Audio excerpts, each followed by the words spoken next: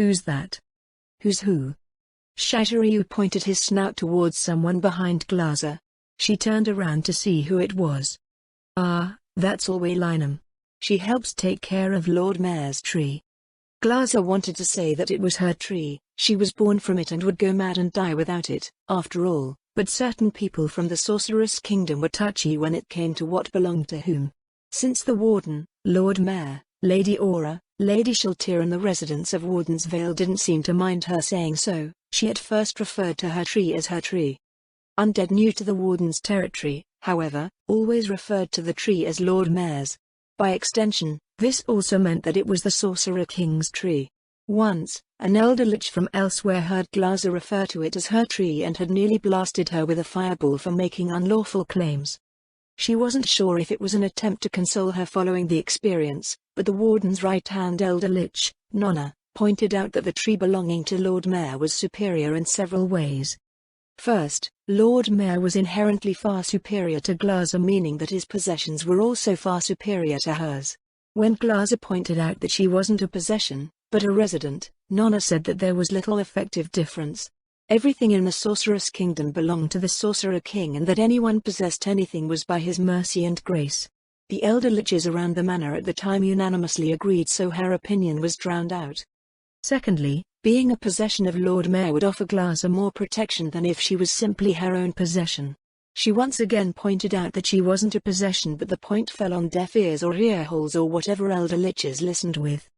Lastly, it was a given that she should be proud and happy to be a possession of Lord Mayor and thus a possession of the Sorcerer King. There was something wrong with her if she wasn't. At that point, Glaza gave up trying to convince them, but she still called it her tree when it was safe to do so. So she just follows the tree around everywhere you go? Shaziryu asked, doesn't that trouble you? I guess I got used to it. More like she had to. Mrs. Linen was impossible to get rid of, and the only time Glaza could escape alone with her tree was when the female elf was distracted by Lord Mayor or Lady Aura. After they left, however, Mrs. Linen always found her somehow. Glaza led Grand Marshal Cocytus and his party to the west side of the island, where a flight of stairs had been shaped out of the stone. 3 meters below, a small harbor had been constructed for the lizardmen living on the lake to moor their boats.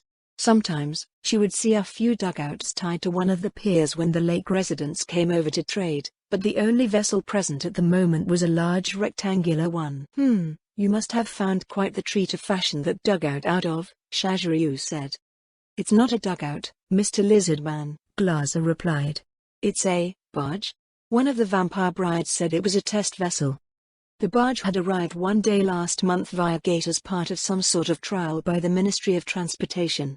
It was 10 meters long and 3 meters wide, fashioned completely out of steel. There was some sort of enchantment on it that prevented rust, but that didn't stop it from getting all dirty from the muddy waters around the Lizardman villages. Roughly 1/3 of the barge, the back third, was something like a building that housed a big, weird contraption that no one in Warden's Vale appeared to be familiar with. 2 death warriors turned a crank between them, which made the contraption turn 2 spinny things under the rear of the vessel. This somehow moved the barge forward, so it must have been some sort of magic item. On top of the building housing the magic contraption, an elder lich steered the vessel around by operating some levers. People were supposed to ride on top with the elder lich as well, but the Grand Marshal's party had too many members, so most stood in the cargo area. This thing is even bigger than the wagons that the Soul Eaters pull around, Shaziryu said. Why does it have to be so large? Others, larger. You've seen something like this before, Lord Cocytus. In the north. Shipyards. Wooden ones, built first. By frost giants. Shaziryu tapped on the metal hull. How did it become metal? A spell? No. After testing, sent to Fioburkana. New vessels forged, and assembled, by smiths. The barge left its dock, quickly gaining speed after it cleared the harbor area. Shaziryu looked over the side, watching the waves created by their passage. Pretty fast. You said that there are larger ones? Do they go this fast too? Faster. This one, built for lakes. Larger ones, for rivers and seas. Results, promising. I guess one might be nice to get around the Great Lake, Shaziryu said. What do they use it for here? Moving stuff, Glaza told him. The Lizardman village were going to had all of their pieces made in the harbor by the human artisans. Then they loaded it onto this ship and put it together out there. Oh, that's interesting. We do it that way at home, too, but I guess you can put parts for a whole building in here. What else? Moving other stuff? Oh, Chief Issess said that once they start harvesting from the fish farms they'll use this barge to export fish to the harbor. Just how big are they making their fish farms? Shaziryu muttered, didn't we only send 100 or so of our people here? Oh, I can already see them, I think. In the distance, the newly rebuilt Lizardman village loomed over an array of sectioned-off areas in the water. Each section was a field of the fish farms, which occupied a 3-kilometer radius around each village. According to Chief Issess, a small percentage of their production was enough fish to feed the warden's territory all year round. The rest would be exported to Kowloon Harbor where they would then be delivered to markets all around the Duchy of Erantal. The barge went along a marked-off corridor that led to the Lizardman village. Unlike the old village, which was composed of a collection of huts on the water encircling a large central hut, the new village was a ring-like structure of 2 stories encircling a 3-story central building that was 200 meters wide. The outer ring was built above the water like the old outer huts, but instead of wooden pilings, Lord Mayor had raised stone ones that could support a large complex. Be big? Shaziryu's tail went limp. Why is everything so big in this place? There are only about 100 lizardmen here, right? This is too huge. It was big for the number of lizardmen that lived there, but that didn't seem like a bad thing. There was plenty of room and a lot of construction material lying around. The residents were pretty pleased with it, too. The ship slowed as it approached the village, coming up to slip into a dock of identical proportions to its counterpart in the harbor. A delegation of local lizardmen lowered their heads as the Grand Marshal disembarked. Lord Cocytus, Chief Issess said. Chief Shasha. Welcome to our village. You honor us with your presence. Chief Issess, Lord Cocytus nodded. Yo. Shaziryu waved her hand. Looks like you're doing well for yourself, Kestris. We're managing, I think, Chief Issess chuckled. How we will fare is yet to be seen. You're joking, right? Chief Shasha clapped Chief Issess on the back. Everyone at home would be astonished. They thought you were all going to be eaten by that human lord. How many did she eat, by the way? None, Chief Shasha. Come, let me show you around. Curious to see what they were up to, Glaza followed from behind. Chief Issess led them to the only completed section of the outer ring, though even that part was large enough. The outer platform of the Lizardman village was 200 meters wide and separated from the central building by a 50-meter span of open water. Though the completed section only covered 1/8 of the outer ring, it was more than large enough to house every lizardman in the village 4 times over. This appeared to be possible because unlike human dwellings, where each family had its own building with different rooms for different things, lizardmen had private rooms for sleeping but otherwise lived in communal spaces. The explanation Glaza received for this was because lizardmen were cold-blooded and more bodies meant more warmth being shared. Once, they relied on firewood, which was difficult to retrieve for lizardmen, for heat. Though that was no longer the case, their customs and preferences remained. As they walked around, the residents came up to bow respectfully to Lord Cocytus before continuing their business. This outer ring will house the residential sections of the village. Chief Issess waved a claw to one side of the central corridor, then the other. It's purely for homes, so we can comfortably fit quite a lot in here. How many? Chief Shasha asked. We're still seeing how things go, Chief Issess answered, but with the layout of this section as it is, 500. And how many sections are there in total? 8. Chief Shasha stopped in his tracks. His tail steadily tapped on the floorboards. Oi, he said. That's 4,000 of us, you know? We don't even have half that many in the entire Sorcerer's Kingdom. That's true, Chief Issess replied. But Lady Zaradnik says it is for the future. Urban planning, or something. Once this place is finished, we'll start working on the next one. The next one? Chief Shasha's toothy maw fell open. How many next ones are there? 5 in total. Just how many kids are you trying to make? Is life really that good here? They wandered out of the residential section, crossing over a bridge that spanned the way to the central building. Unlike the outer ring, the central building was built on an island. The center of the building contained an open-air courtyard 50 meters in diameter. Since it had been constructed over the winter, nothing was growing there yet. As with the outer ring of the settlement, most of the central building was unoccupied and incomplete. If everyone is living on the outside, Chief Shasha said, what is this building for? Everything else one might find in a settlement, Chief Ises replied. The first floor will contain workshops and markets. This courtyard here will have a druid grove and a shrine. I would like a statue here like the one at the Great Lake. Out of the things he had listed, there were only a couple of simple workshops where tribal crafts were made. There was also a line of market stands along one of the walkways where a handful of Lizardman merchants bought and sold things. Even so, Chief Shasha seemed impressed with what he saw. I feel like you've leapt ahead of us here somehow, he said as they stopped to watch some Lizardmen haggle over bolts of fabric. Before, everyone was scared that they would be sent to a desolate place where they would have to huddle in mud huts and survive on roots and insects. Now they might get mad at me for not sending them. A blast of cold air made Glaza leap backwards. Shazariu, Lord Cocytus said. Why would you think this? Moo, that was the impression, I guess.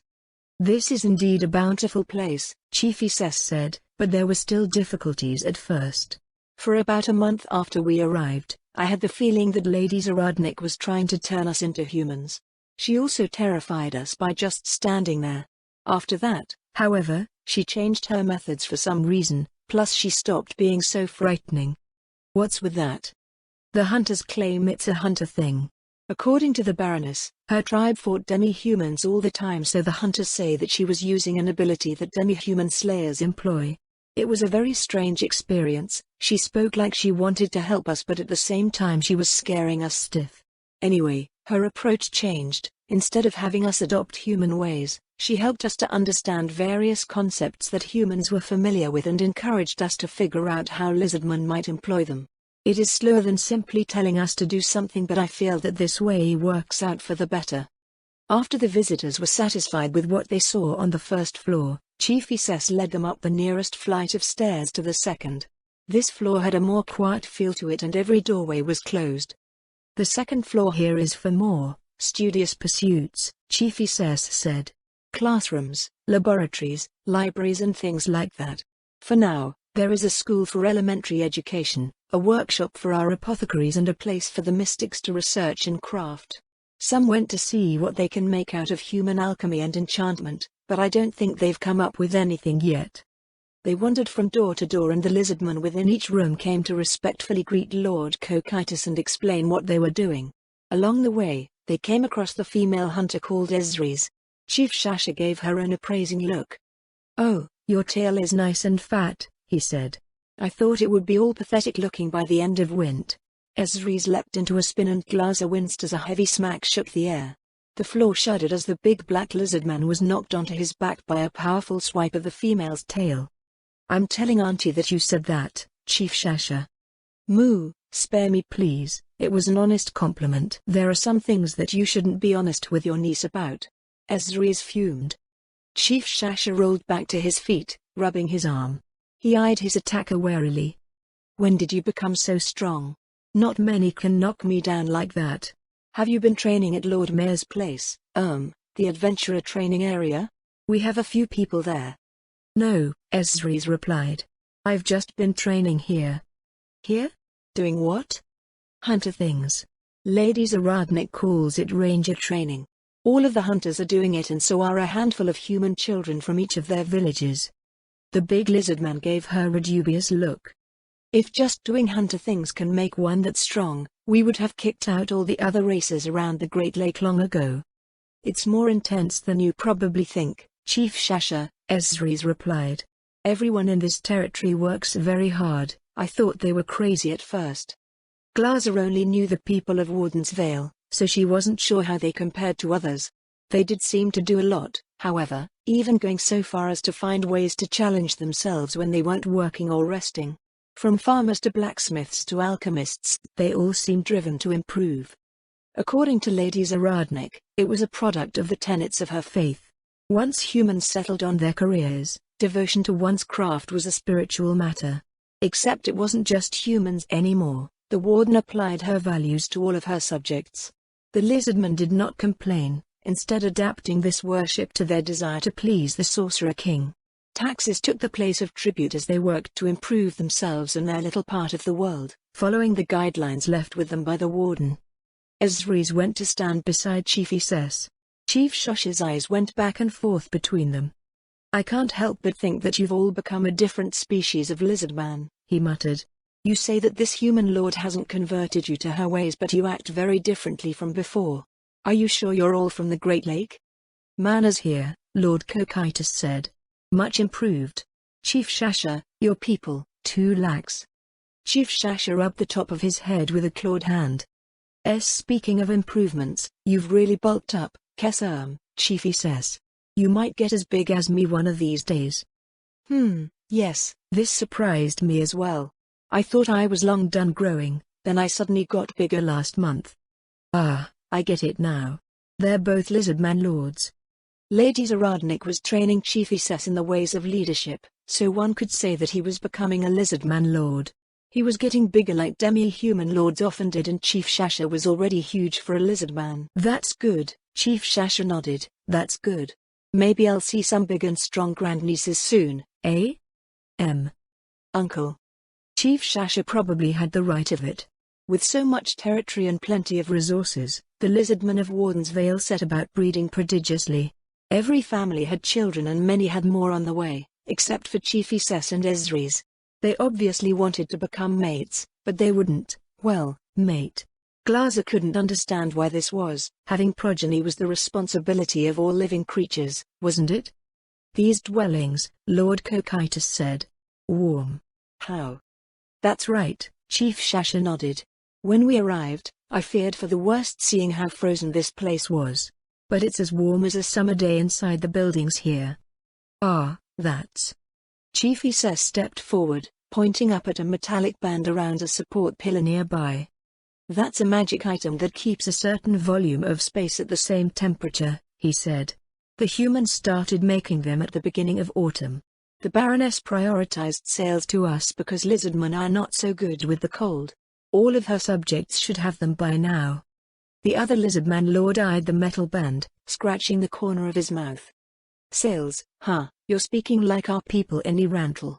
How do we get our claws on these? Our merchants only move around the territory for now, but, eventually, they should bring goods that our people might like to all places."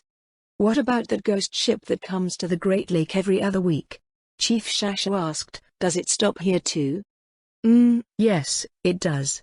You'll have to ask Miss Marchand about that, though. I'll probably need to prepare my heart for that. How much do these sell for?" Chief Issess listed a figure. Chief Shasha swallowed. How can you afford that?" "Most of it is paid for by a loan from Lady Zaradnik. Fish exports should start this year, so that's the main way we'll pay her back. Also, we harvest the marsh plants, manage the flocks of geese and pick up bog iron when we see it." "What's this bog iron?" "Iron ore that grows in the wetlands," Chief Issess said. "Come to think of it, there should be plenty around the Great Lake." "You mean to say we've been sitting on iron all this time?" Chief Shasha furrowed his eye ridges, "while we struggled with tools and weapons of wood and stone and bone?" "Unfortunately, yes. You still need a blacksmith and fuel to turn it into iron, and the imports from the Dwarf Kingdom have made iron cheap. Still, it's something." Maybe we need merchants as well. Our people no longer fear starvation and we must see to improving our homes. The Lizardmen living in the city never come by and visit anymore." Something poked into her side. Glaza jumped.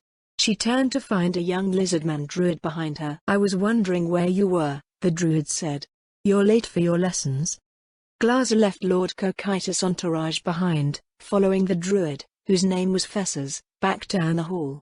They entered one of the classrooms that Lord Cocytus' group had passed. Inside, a half-dozen Lizardman children were sitting in a circle around a stand with a plant. The Death Knight carrying her tree went over to a nearby wall and set it down. Glaza joined the circle of Lizardmen. "Hey, Glaza." A small female Lizardman greeted her as she sat down. She still had a bit of a broodling's bright coloration on her scales, so it meant that she should be around 4 or 5 years old. "Hi." Though not as clingy as humans, the Lizardmen were still social and enacted customs that reflected this. As if figuring out how humans behaved wasn't enough, she had to do it for Lizardman too. That many things were the same while different at the same time didn't help. If her tail is moving like that, is it the same as a human smile? But what makes her happy to see me? Did I do something before? Fessus tapped the tip of her tail on the floorboards. "All right, children," she said in a pleasant tone, "it's time to get started. Is anyone low on mana?" Around the circle, the children shook their heads. Unless there was some emergency that they had to attend to, all of the students were instructed to make sure they had at least half mana for their druid lessons. These lessons were held every evening and Glaza had been attending them since the beginning of winter. As for her progress, she was at least keeping pace with the other children.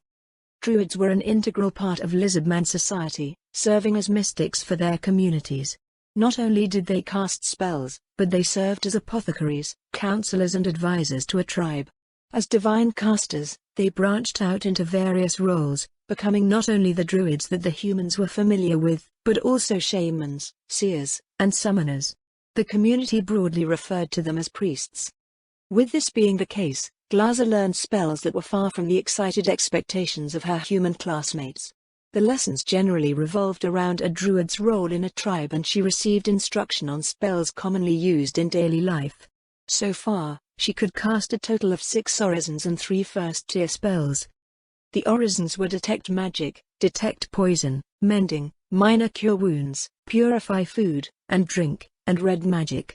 They all seemed personally useful, aside from Purify Food and Drink.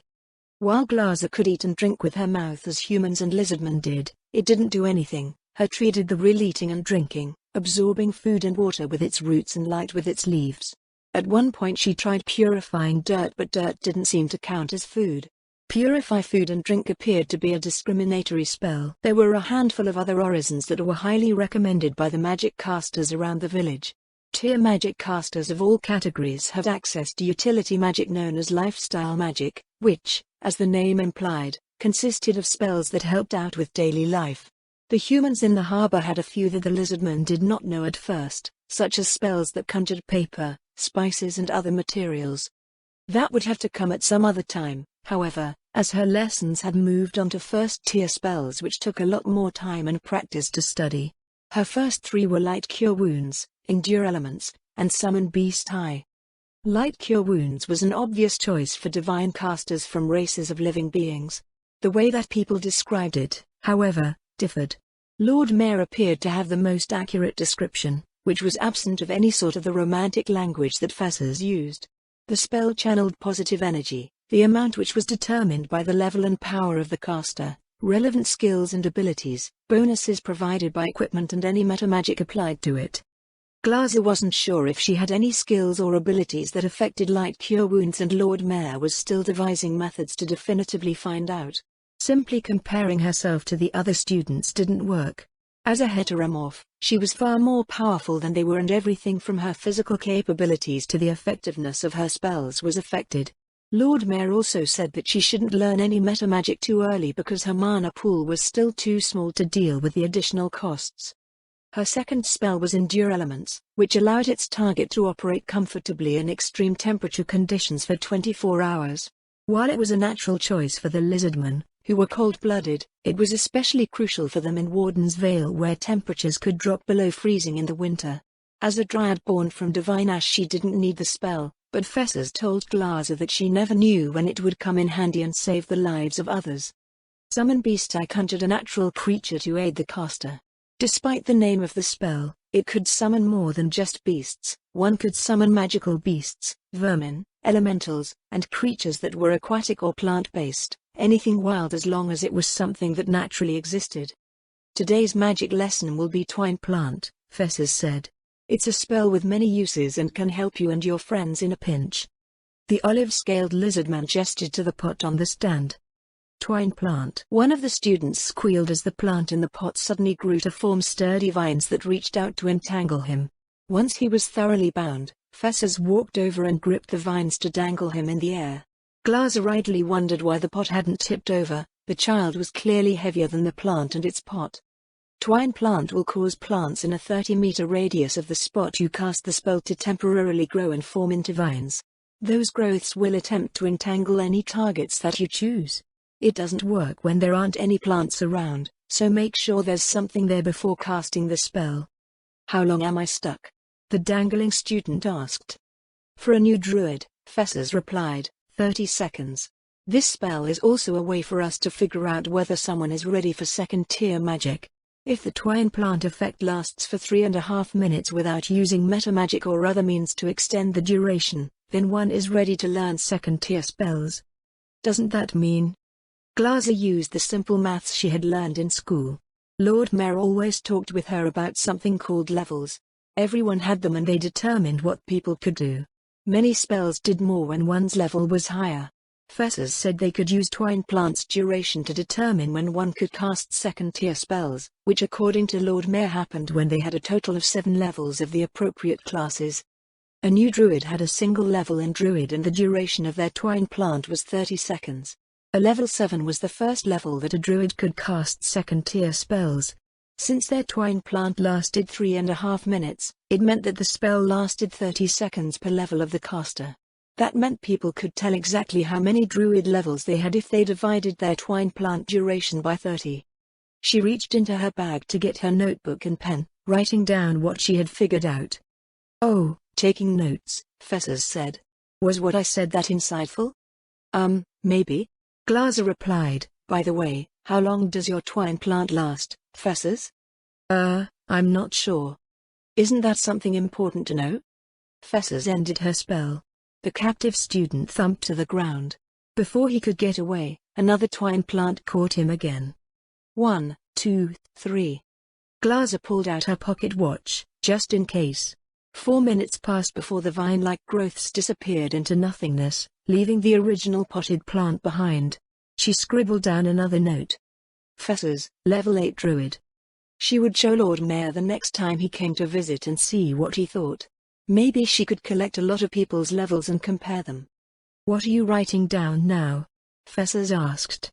How powerful you are, Glaza answered. I could have told you that, Fessers said. I'm a second-tier druid. Well, I guess that proves what I said before. Anyhow, can anyone think of a use for twine plant? Catching fish. 4 of the students said in near unison. Lizardmen love to eat fish. The young ones always seem to be hungry. It might work, Fessers nodded at their enthusiasm, but twine plant can be evaded if the target is agile enough. Slower targets like crabs and turtles will be easier for novice druids to catch. But didn't you say it covers a big area? Glaza asked. How can a fish escape that? The vines do try to entangle targets in the area every 6 seconds, so the fish has to keep evading vines until it leaves the area of effect. Fish are very agile, though, so they may easily do it every time against a weak druid. Doesn't it slow things down, too? Fessers peered at Glaza curiously. How did you know that? I'm a dryad. I can cast twine plant as an ability. Oh, do you even need to learn this spell, then? Lord Mayor said I should. There were various reasons why. According to Lord Mayor, a dryad's ability to cast twine plant was as a level 18 druid. This was very strong by the standards of the average person, but Lord Mayor suspected that she could be much stronger. Since spell-like abilities were always cast at a set level, she would eventually be able to cast a stronger twine plant with the regular version of the spell. Additionally, since the spell was fixed, she could not apply metamagic to it, nor would any items, skills or abilities be able to modify it. Her other dryad spell-like abilities, Speak with Plants, Charm Person, Deep Slumber, Woodland Stride and Suggestion, were also cast as a level 18 druid and subject to the same rules. Well, if Lord Mayor says so, where was I? Does anyone have any other suggestions for the spell? Stopping Toadman Raiders. The formerly entangled student said. There are no Toadmen here, but yes, you can use it to stop people or at least slow them down. Physically strong targets may be able to break free, however. Goblins have an easier time evading the vines, but once they are caught it would be hard for them to escape.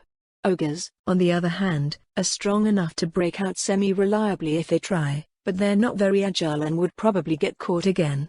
Now, does anyone have any other ideas?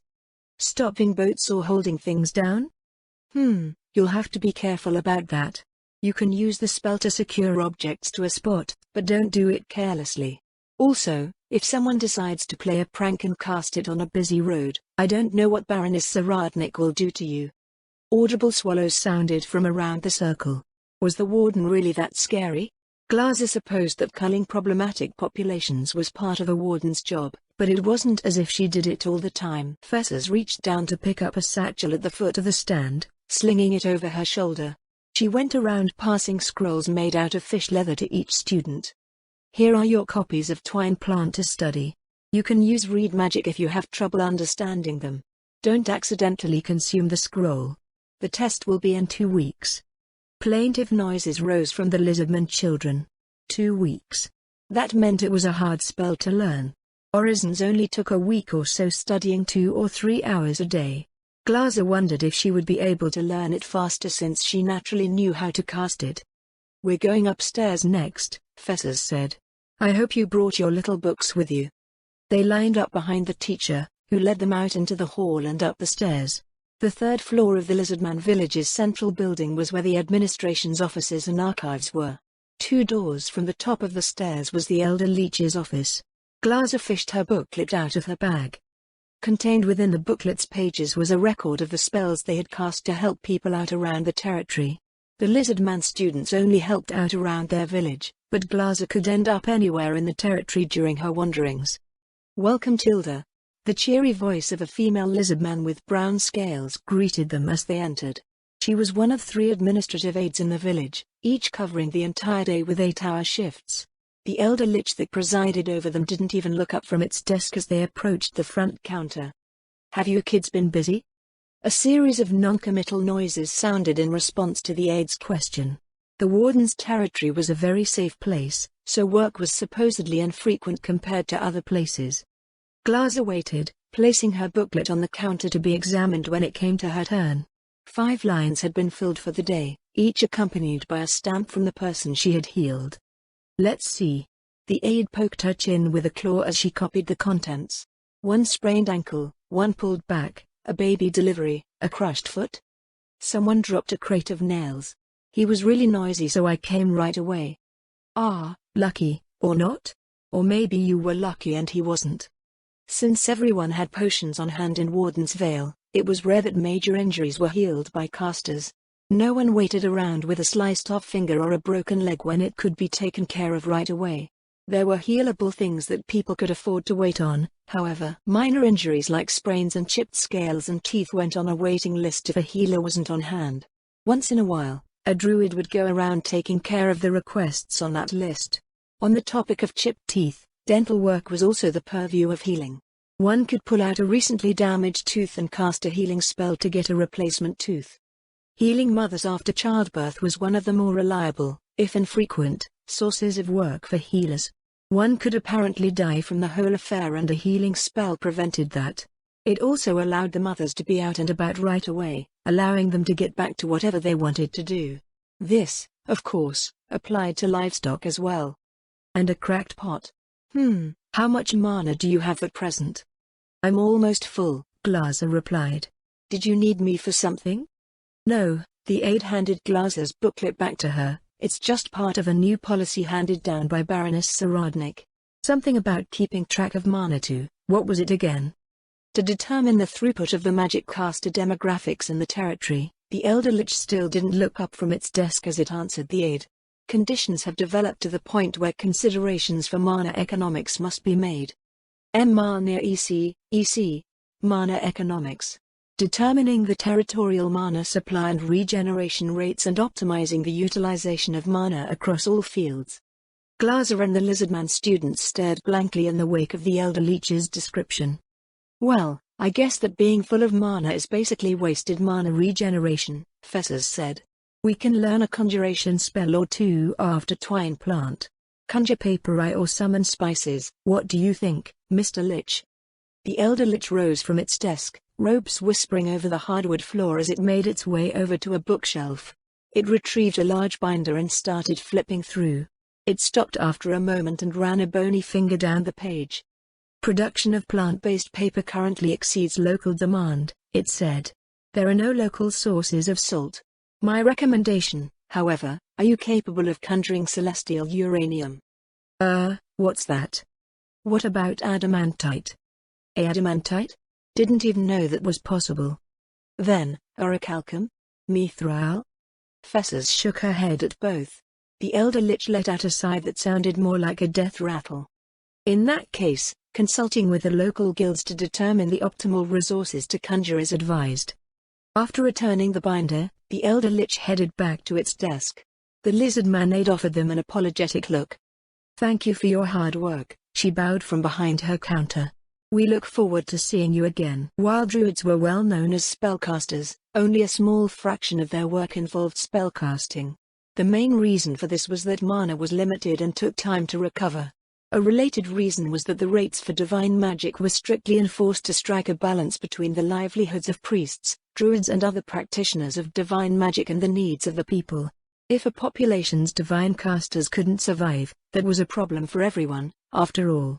According to the warden, the scheduled rates for divine magic were some sort of compromise between all of the different religious groups and tribal mystics in the Sorcerer's Kingdom.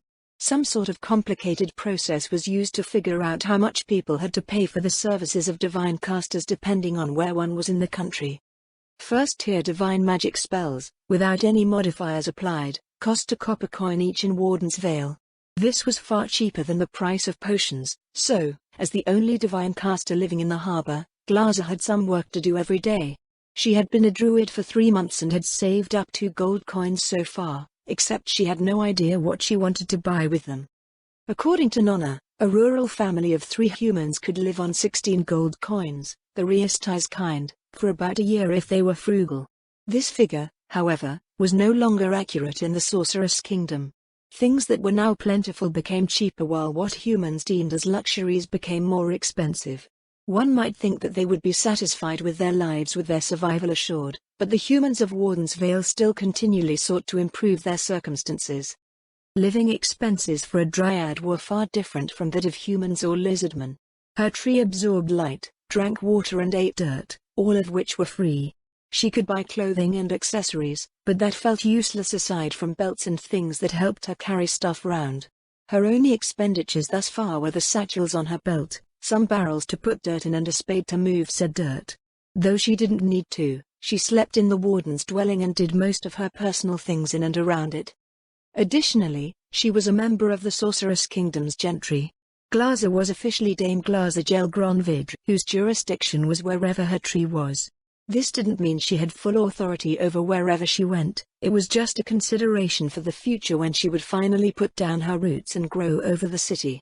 She was the knight of her tree, wherever her tree might be. Currently, her tree was in a pot and that pot was wandering around the central building of the Lizardman village. After their visit to the administrative office, Fessus had made an impromptu change to their daily lessons and they were now going over the various things that could be done with their surplus of mana. Their first stop was one of the rooms on the 2nd floor, where a half-dozen Lizardman mystics were working on stuff. "Fessus?" A forest-green male lizardman came up to the door to meet them. "What brings you here? I don't think we had anything scheduled." "Ah ha ha, well, it's, you know." The older male, who went by the name of Csh, furrowed his brow ridges. He was the head priest, actually a druid, of the village, a third-tier caster of the former Red Eye tribe. "Not even a seer could figure out what you meant by that," Csh said, then looked at the students. "What are you whelps doing here?" "Economy," one of the students said in a proud voice. "Economy?" The people at the administrative office said something about mana economy, Fessus explained. "It's nice and peaceful here so we have plenty of mana to spare." "Ah, that," the head druid nodded. "Well, they're not wrong about making sure we make good use of our mana. It's part of the reason why we sent some to see what they could make of what the arcane artisans are doing in the harbor." "That didn't get anywhere, did it?" Csh shook his head before gesturing for them to follow her into the room. "It was arcane magic, after all," she said. "I mostly sent them to fish around for ideas. By the looks of it, we're going to have to figure out a lot of things on our own." "Is that so?" Fessus looked down at the floor. "If we have to figure out complicated things, then there won't be much for the students to do." "That's wrong." Fessus looked up. "It is?" Magical research takes up a lot of time, resources and mana, CSH said, but we have something those fellows in the harbor don't. The head druid led them past the tables where the other mystics were working. In the back of the room was a partitioned-off area of empty floor. Fessus brightened in recognition, her tail sinuously waving back and forth. Ah, you're right. We do have that. Wait, the humans don't?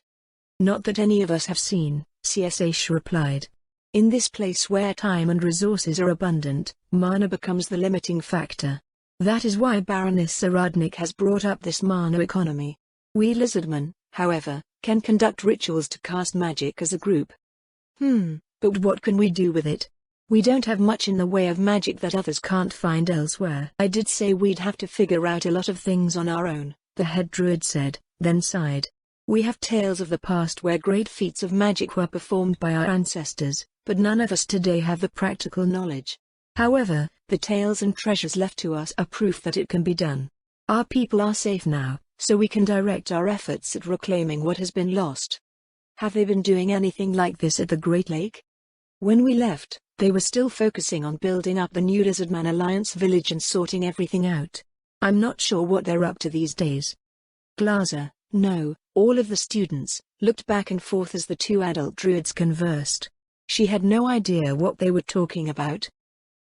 She raised her hand. You said this is something that Lizardmen can do? Can Dryads do it too? The two adult Lizardmen exchanged looks. I'm not sure, CSH said. We've only ever done it with Lizardmen because we've only ever had Lizardmen on hand. Nothing stops us from trying with others, I guess. How does it work? CSH walked over to the middle of the empty floor.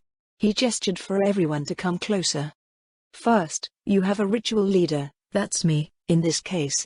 To be a ritual leader, one must at least be capable of third-tier magic and trained to lead rituals. After that, we add members to the circle. The head druid pointed to spots in a circle around him for the others to stand. All that ritual members need to do is focus their mana on the ritual leader, who in turn uses the mana to perform a spell. What kind of spell? Any spell, CSH shrugged. Any spell that the circle leader knows, at any rate. Most of the time it isn't used for anything spectacular, we just get things taken care of faster because everyone combines their mana. For instance, Cure Disease is a second-tier spell that only a handful of us can cast right now. If a disease spreads through the village, we can normally only cure as many sick people as our second-tier casters with Cure Disease have the mana for. If we cast Cure Disease through rituals, however, we can bring in all of our first-tier casters to help. That sounded useful. Why didn't the humans have something so useful? They were always looking for every advantage they could get. We can easily cast spells that we normally aren't capable of, either, Fessus added. Using overmagic metamagic in a ritual spreads the mana cost out nicely. That's assuming everyone has a large mana pool, the head druid told them. A bunch of first-tier casters like you would get sucked dry pretty quick if I cast a fourth-tier spell through a ritual. Another problem with higher-tier spells is, well, we don't know many of them. Even if we could perform the great rituals of legend, we know no spells that require the use of those great rituals. Developing high-tier spells castable through rituals ties up everyone involved in the ritual, so it's not something we can regularly do. We'll get there someday. Fessus bunched up her claws in a confident expression. For now, we just need our merchants to figure out what's good to sell. Then we can use our surplus mana in rituals to create scrolls or wands or whatever, like whoosh whoosh whoosh. Their teacher was rapidly becoming incoherent. Glaser looked at CSH. Can you do that? That's a good question. Hey, one of you come over here. Bring an empty scroll. One of the mystics working in the room came over with a roll of fish leather. He took his place in the circle as CSH unfurled the blank scroll in his claws. All right, he said, let's begin. The room grew silent. A magic circle formed under CSH. Fessus and the mystic that had come over held looks of concentration as they folded their claws in front of them. The Lizardman elder cast a spell. Light Cure Wounds. Glowing letters and patterns formed on the fishskin scroll as it floated into the air. After a moment, they flashed as if to sear themselves onto the parchment. The freshly scribed scroll fell to the ground in front of CSH. It worked? CSH leaned over and picked up the scroll, examining it in his hands. Well, That's something to keep in mind from now on, he said, handing the scroll to the mystic, who carried it away. If it works for scrolls, it might work for other forms of crafting as well. And then it'll be whoosh whoosh whoosh. The head druid shot the excited druid teacher a look. She only beamed back at him in return. While it would be nice, he said, I doubt it would be so simple. We'll have to ask Chief Issess if we can perform a thorough investigation. It might get a bit expensive. Can we teach the students how to participate in rituals? Fessus asked. Even making scrolls is better than nothing. I don't see why not. Give me until the end of the month to prepare what we need for that. Fessus led them out of the mystic's workshop, taking them down to the main floor to resume their regular lessons in the village courtyard. These lessons were divided into two broad categories. The first was what would be considered druid topics by most, which included studying the elements of nature and land management as they pertain to both wilderness and developed areas. As a bona fide nature spirit, this part was just a bit strange to her as she understood what was being taught instinctively. The second category had to do with the role that druids played in Lizardman communities. This included managing public health and sanitation, learning how magic could be integrated with village life and learning how to apply their druidic knowledge as advisors and consultants to the leadership. There was also a religious aspect of this category that she felt had nothing to do with her. She didn't have any ancestors, nor did she revere the Sorcerer King as a god or force of nature or whatever. Additionally, her problems empathizing with Lizardman made her a horrible counselor. 2 hours past sunset, druid classes ended and the students were dismissed to their respective homes. Lord Cocytus and his entourage were gone and so was the barge that brought them there from the harbor. Instead, Glazer boarded one of the dugouts fashioned by the Lizardman and they slowly paddled their way back. It took nearly an hour before they arrived at the pier and made their way through the buildings of the village. In terms of its human population, the harbor had grown to slightly over 200 individuals. There were over 8 times as many undead, so rather than a human settlement, Glazer thought it better to describe it as an undead one. Not only were there skeleton warriors assigned to each household and teams of undead laborers in each workshop, but the citadel in the northern part of the island hosted Death Series servitors, elder liches and soul eaters which numbered over 1,000 combined. The royal army of the Sorceress Kingdom trained constantly, drilling, sparring, patrolling and attending lessons conducted by elder lich sergeants and the Lynam sisters. They were no exception to Lady Zaradnik's rules for her residents and were urged to do everything in their power to be the best soldiers they could be. Not that they required any urging. The undead almost seemed happy that they always had something to do. Ah, there you are. Upon returning to the shophouse that served as the warden's temporary manor, Glazer found that they had 2 additional guests. The first was Lady Shultier, the warden's vampire liege, who was dressed in her usual black ballroom gown. The second was a human woman with tied-up blonde hair whom Glazer had never seen before. Her garments were strange, consisting of a light cloth outfit with a black metal breastplate. She seemed entirely at ease, but the weapons about her person seemed ever ready to be drawn. The Lynam sisters stood near the table with 3 vampire brides and none of the elder lich. You really did move those leaves of yours around. Lady Shiltier's eyes seemed to lick her as she spoke. You're as bushy down there as Albedo now. Who? Glazer recalled that there was an important person by the name of Albedo in the Sorceress Kingdom. Was she a dryad, too? Why was being bushy something of note? The blonde-haired woman rose from her seat at the kitchen table, casting her gaze past Glazer. You must be away, she said. I've heard about you, but, well, we have a new mission now. You're coming back with us. She was talking to the crazy elf woman? Glazer turned around. A quiet breath filled the air of the room and the feeling that Alway Lynam gave off transformed. It's about damn time. The elf's voice held none of its previous timidity. I thought I was going to be stuck here for another 100 years. Alway Lynam shed her harmless expression, her face turning sharper and harder. Despite Glazer knowing her since the day she was born from her tree, the elf woman was no longer the person that Glazer knew. More accurately, Glazer felt that she was never that person in the first place. You've been tricking us all this time, Laluvian cried out. Why? The half-elf maid leaned heavily on the kitchen counter, shock and betrayal painted all over her features. Mrs. Lynam's one of our best sleeper agents, the blonde-haired human grinned. That's why. She's been with us since, well, the beginning. For nearly 200 years she's been feeding us information on the Irantal region and helping our agents move around. I gotta say she's gotten even better considering all the important stuff she's managed to get herself close to. It's about the only thing about your organization that has managed to impress us." The human's grin faltered at Lady Shaltier's remark. Willuvian came forward on weak steps. You are our mother, right?" Willuvian asked. "Sure am," we answered. "That kind of experience is hard to forget." "Then why did you fool us this whole time?" Willuvian's voice rose. "We came to save you. Everyone was worried about you. Lady Zaradnik took you in and gave you a home. She promised you her protection and said that you could take as long as you needed to recover. How could you do this to us?" "You just answered that question pretty well yourself." Alway was nonchalant. "Everything you came up with was something that you decided on your own." Alway brought her hands together as if in supplication, tilting her head and closing her eyes.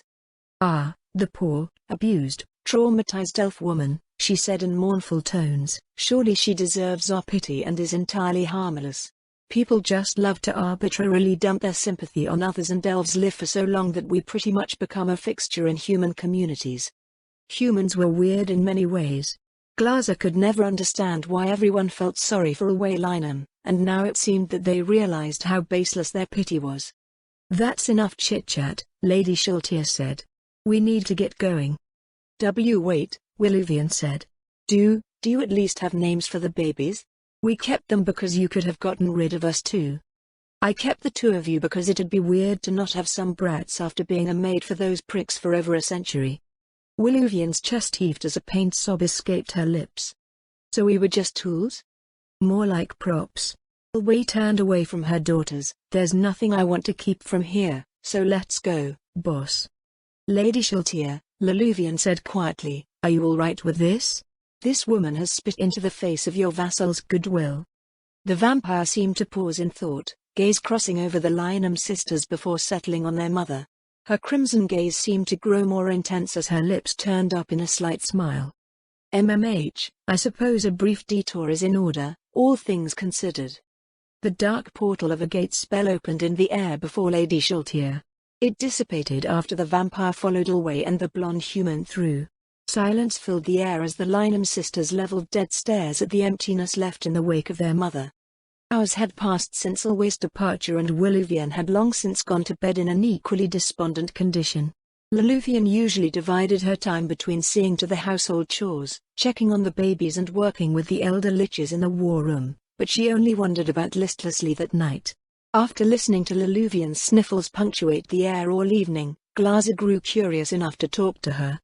"Why are you crying?" Another sniff punctuated the air. Willuvian wiped her face with a handkerchief before sending a raw-eyed look at Glaser. "Why? That was our mother, and she just. The half-elf maid flopped onto a seat at the kitchen table, burying her face in her hands. Glaser wasn't sure what any of that meant. With Willuvian seemingly incapable of conveying things in a way that Glaser could understand, she turned her attention back to the plants in the warden's magical solarium.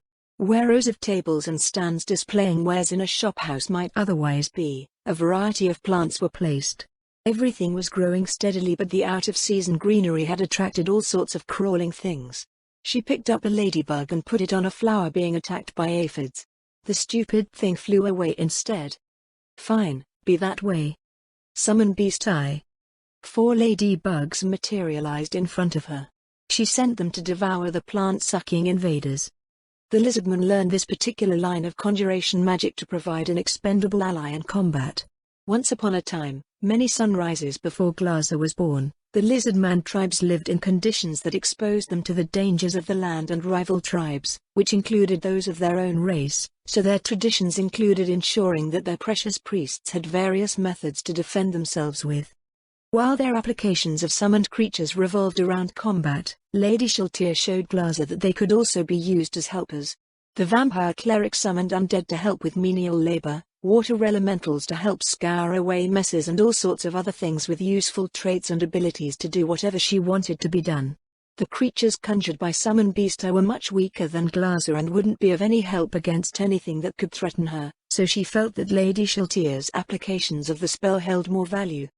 Since conjuration spells could summon multiple creatures of a lower tier, Glaser found that she could summon 4 ladybugs, which were effectively harmless Tier 0 creatures. Those harmless creatures, however, were effectively monsters when it came to exterminating pests. The administration's emphasis on mana economy put several more conjuration spells in their queue of things to learn. The next spell that they were being taught summoned a variety of simple staple foods. As far as the residents of the Vale went, it could summon bread for human consumption, some sort of mystery meat for carnivorous races and equally mysterious plant matter for herbivorous races. Whatever it was, the product appeared to be universally unappetizing, but there were still uses. The Lizardman shredded the conjured meat and added it to the processed chaff that they imported from the human farms, which then went to feed their schools of fish. Though Glaser did not eat as many races did, she thought that she could still break up the stuff and add it to her soil. Would it make the soil unappetizing? No one seemed to have the answer for that. After that would come summon spices, as salt always seemed to be in demand, and summon paper. Paper had become a minor export of the territory due to the farming villagers' efforts to turn all of their excess straw into a more valuable commodity, so conjured paper could use the same trade route that had been established. As her summoned ladybugs continued to forage through the plants of the solarium, Glaser picked up a broom and dustpan to clean up all of the fallen leaves and other debris off of the floor. The dirt was especially valuable. Lord Mayor came by once or twice a week to check on Glaser and the warden's solarium, casting spells that encouraged plant growth and revitalized the soil. He also tried changing the weather inside the house once, but that, unfortunately, didn't work.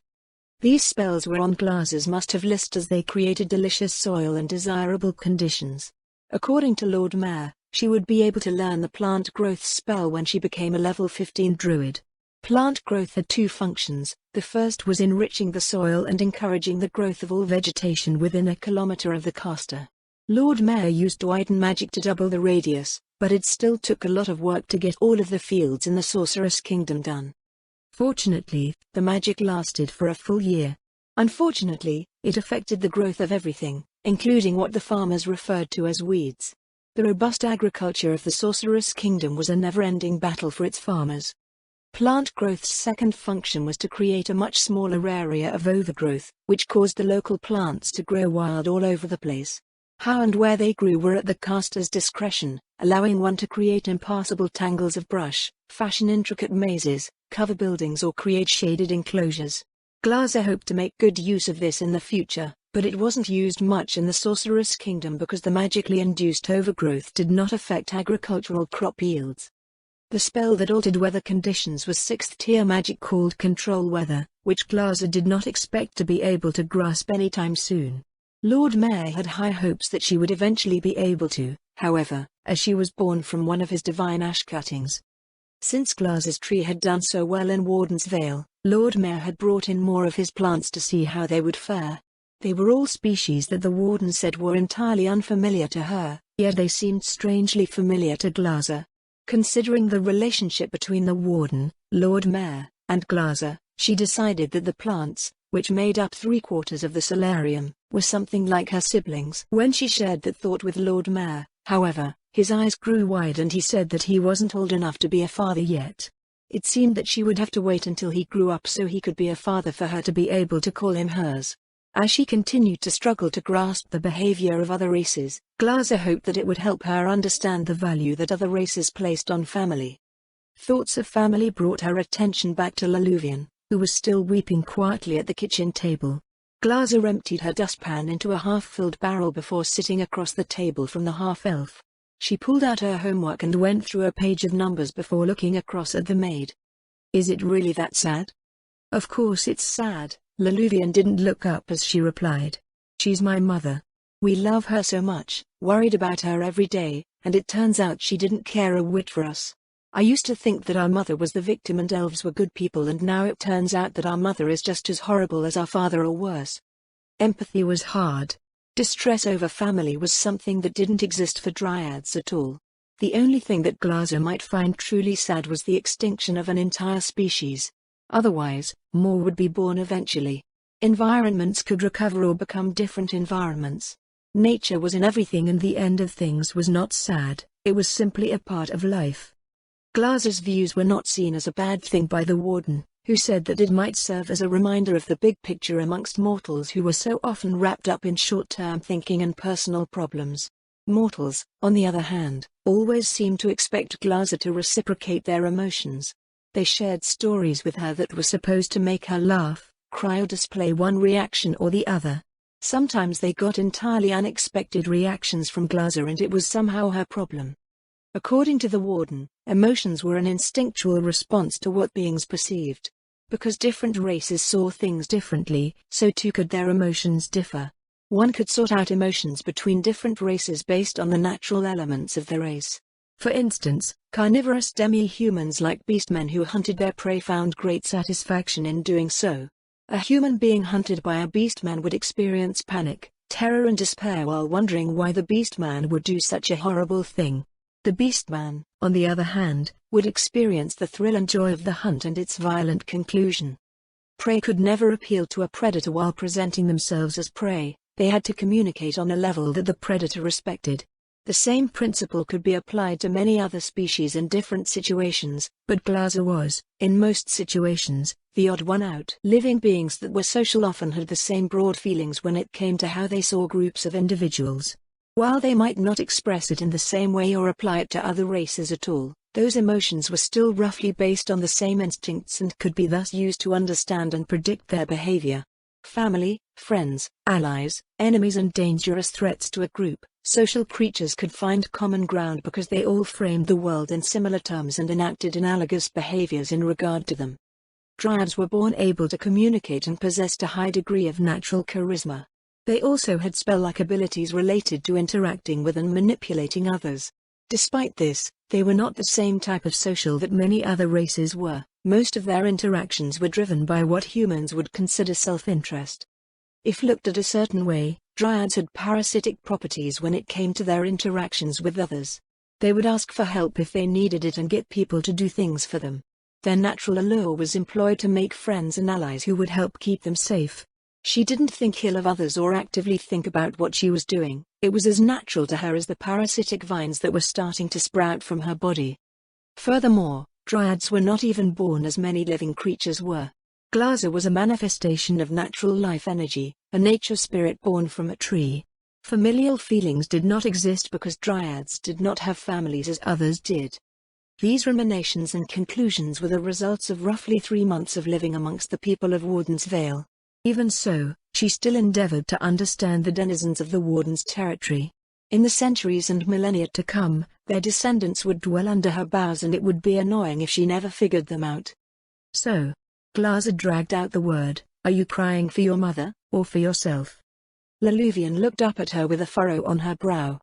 "I'm crying because I'm sad," she told her. "Everything is too much. How would you feel if Lady Zaradnik and Lord Mayor were horrible people? They'd still be who they are? Grr, you're just like your mother. She's so honorable and steadfast, but good and evil don't seem to matter to her. Just what's right and what's wrong. Is that a bad thing?" No.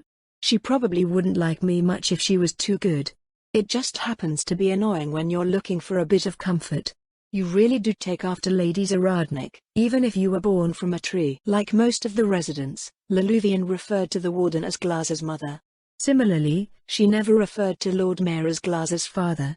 Glaser wanted to try calling Lady Aura auntie to see how it would feel, but Lord Mayor told her that the only feeling she would get from that was pain. Maybe Lady Aura wasn't old enough, like how Lord Mayor wasn't old enough to be called father. Then what if Lady Zaradnik told you that she didn't want you around anymore? Laluvian asked.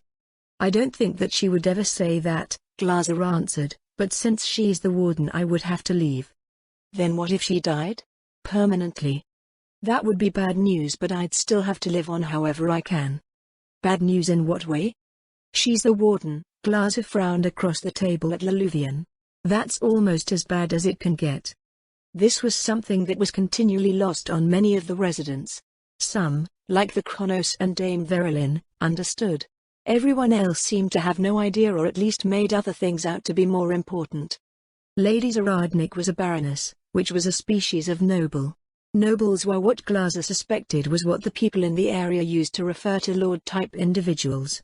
Except even that part was confusing because apparently someone had decided that she was a noble. This made no sense. Lords just were. One didn't mysteriously become one because someone said so, just like anything else. For some stupid reason, they thought that their nonsense about nobles was more important than being a warden. In fact, the humans and Lizardman thought nothing about her being a warden at all. It just wasn't a thing to them. They were so lucky to have one, but they didn't even realize it. Moo. Leluvian made a Lizardman noise. Now I'm so jumbled up that I can't think about it anymore. Thanks. Is that what did they call it? Sarcasm. No, I can at least get back to work for now. Leluvian rose from her seat and stretched. She went over to the counter to wash her face before heading up to the war room. Glaza put her homework away. She still didn't get it. Well, whatever. Time to sleep.